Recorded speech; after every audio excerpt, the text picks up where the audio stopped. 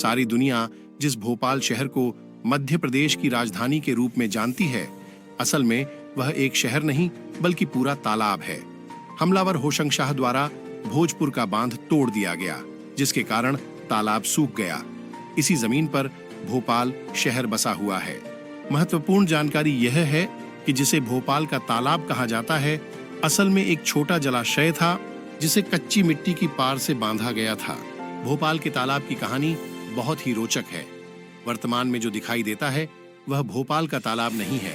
परमार वंश के राजा भोज ने बेतवा नदी की दिशा मोड़ने के लिए भोजपुर में पत्थरों का एक विशाल बांध बनवाया था। इसके कारण 65,000 हेक्टेयर का एक जलाशय बना, जिसका नाम भोजपाला रखा गया।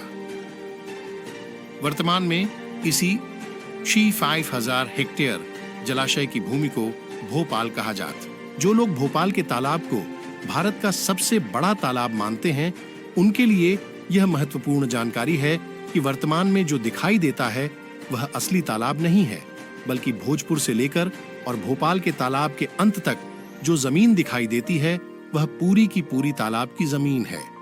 इस तालाब की गहराई कुछ स्थानों पर 30 मीटर तक की। यह भारतीय प्रायद्वीप का सबसे बड़ा मानव निर्मित जलाशय था। 1443 ईस्वी में हमलावर होशंगशाह, जिसके नाम पर होशंगाबाद शहर बसा, ने भोजपुर में बने पत्थर के बांध को तोड़ने का आदेश दिया। कहते हैं कि उसके सैनिकों को यह बांध तोड़ने में पूरे 30 दिन लगे और भोपाल के तालाब को सूखने में 30 वर्ष लगे। इसके बाद भी कमला पार्क के पास वाले इलाके में पानी सूखा नहीं, क्योंकि यहाँ मिट्टी का कच्चा बांध बना हुआ था। यही छोटा कच्चा बांध आज भोपाल का बड़ा तालाब कहलाता है।